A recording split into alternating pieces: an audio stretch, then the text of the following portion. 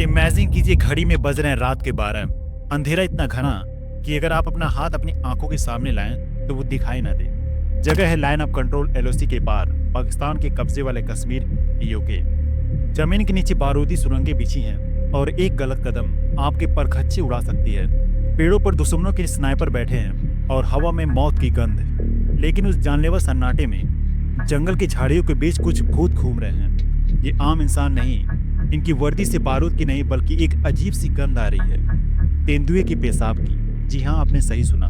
उस रात ये जाबाज तेंदुए का पेशाब ले गए थे। क्यों?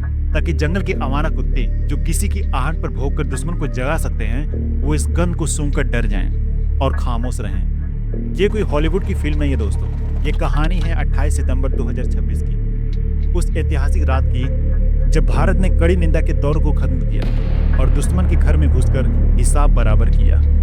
स्वागत है दोस्तों आपका एक स्पेशल वीडियो में। आपने वो डायलॉग सुना होगा, हाउ इज द जोश, हाय सर। लेकिन क्या आप जानते हैं उस जोश के पीछे का दर्द, वो गुस्सा क्या था? दिल्ली के साउथ ब्लॉक में बैठे शांत नेताओं को भी हथियार उठाने पर मजबूर कर दिया। आज हम लोग डिकोड करेंगे यूरी अटैक से लेकर सर्जिकल स्ट्राइक तक की एक एक डिटेल। आज मैं आपको वो बातें बताऊंगा जो न्यूज हेडलाइन में कहीं खो गई।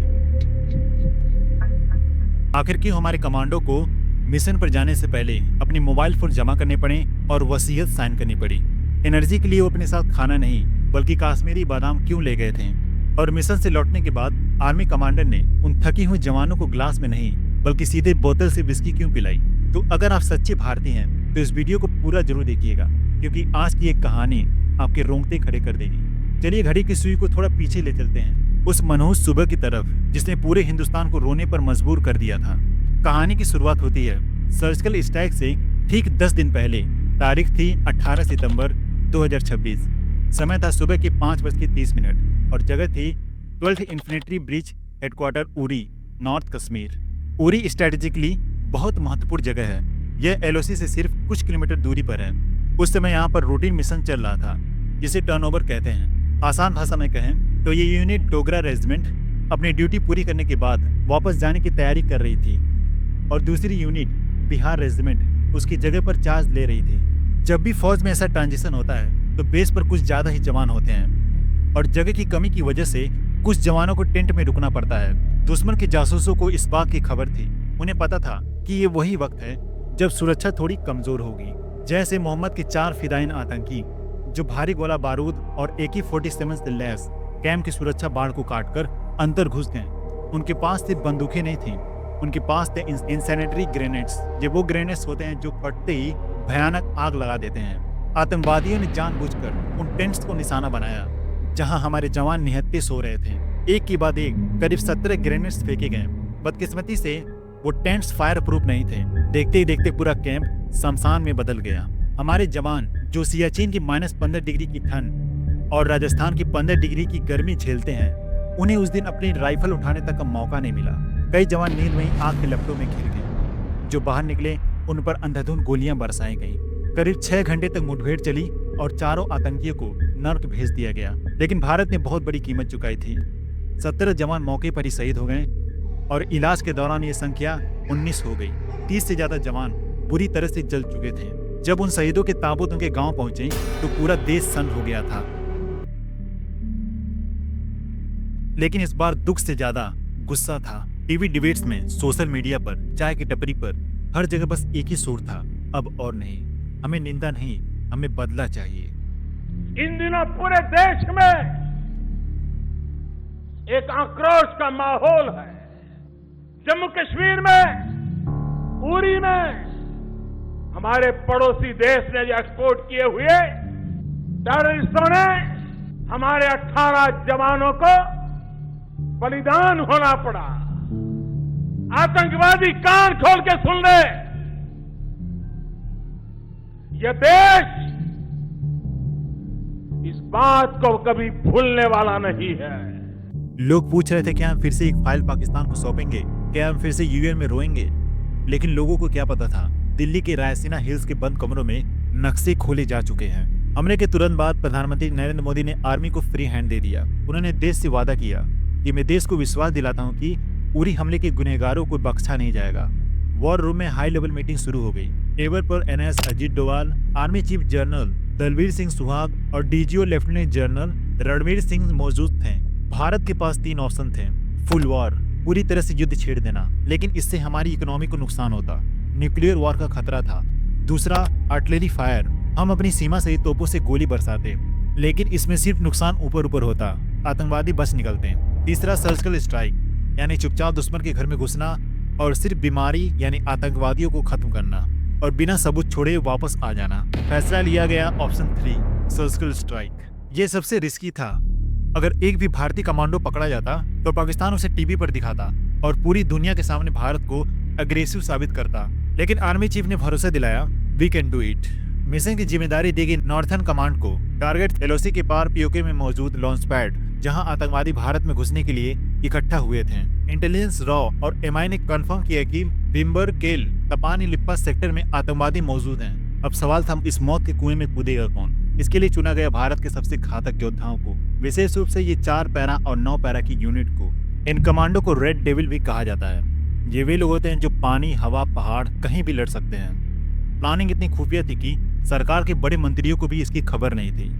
कमांडो के मोबाइल फोन जब्त कर लिए गए। उन्हें अपने घर पर बात करने की इजाजत नहीं थी। जवानों ने अपनी वसीयत साइन कर दी थी। उन्हें पता था कि वो शायद वापस नहीं आएंगे। यहाँ पर एक बहुत इंटरेस्टिंग डिटेल है जो शायद आप नहीं जानते।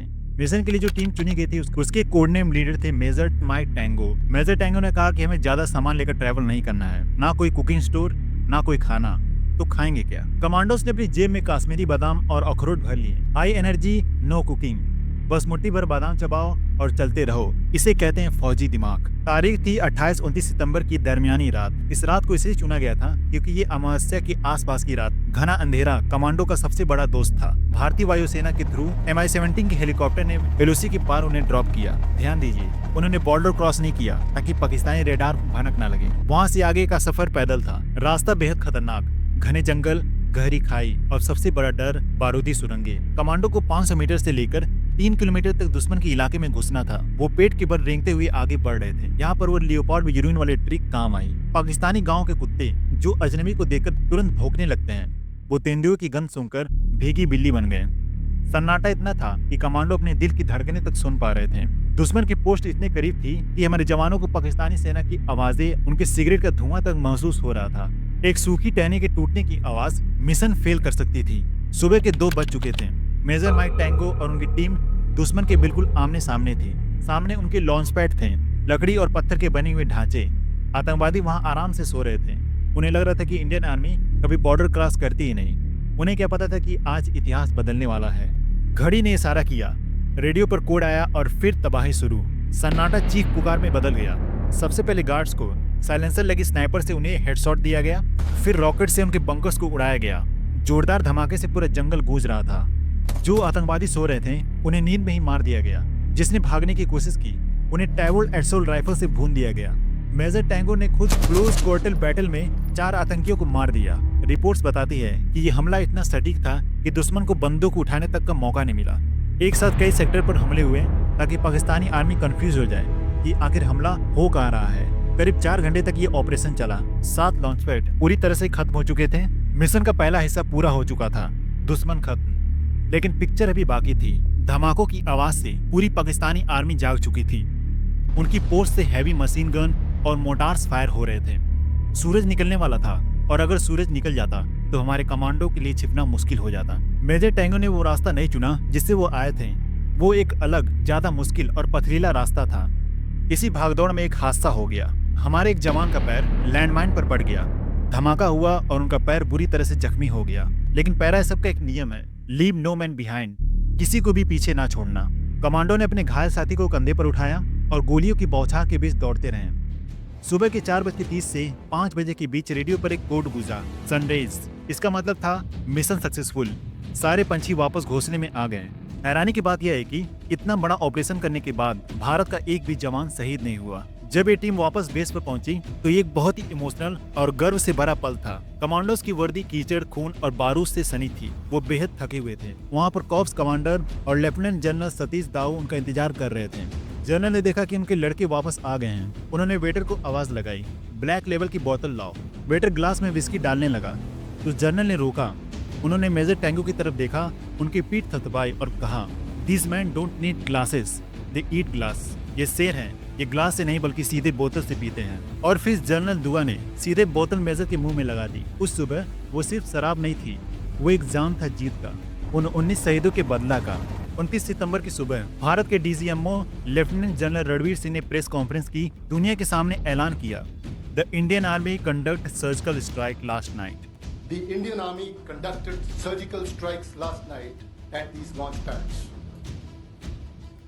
The operations were basically focused to ensure that these terrorists do not succeed in their design of infiltration and carrying out destruction and endangering the lives of citizens of our country.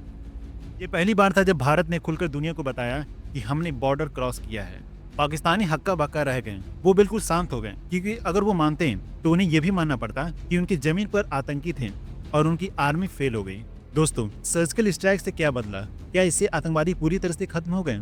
शायद नहीं, पुलवामा भी हुआ, लेकिन एक चीज हमेशा के लिए बदल गई, भारत का एटीट्यूड। दुश्मन के दिमाग में डर बैठ गया कि अगर वो लक्ष्मण रेखा पार करेंगे तो भारत घर में घुसकर मारेगा। उरी के उन 19 शहीदों की आत्मा को उस दिन शांति मिल गई होगी। आज हम लोग अपने घरों में चैन से इसलिए सोते हैं क्योंकि कोई मेजर टैंगो, कोई शेर सिंह, कोई पैरा कमांडो बर्फीली हवाओं में मौत के मुहाने पर खड़ा है, सिर्फ आपके और मेरे लिए। अगर इस कहानी को सुनकर आपका सीना गर्व से चौड़ा हुआ है तो कमेंट सेक्शन में जय हिंद लिखना मत भूलिएगा। इस वीडियो को अपने हर उस दोस्त, हर उस ग्रुप के साथ शेयर करो जिससे अपनी भारतीय सेना पर गर्व है। मैं मिलता हूँ आपसे अगले वीडियो में एक और जाबाज किस्से के साथ। तब तक के लिए वंदे मातरम, भारत माता की जय।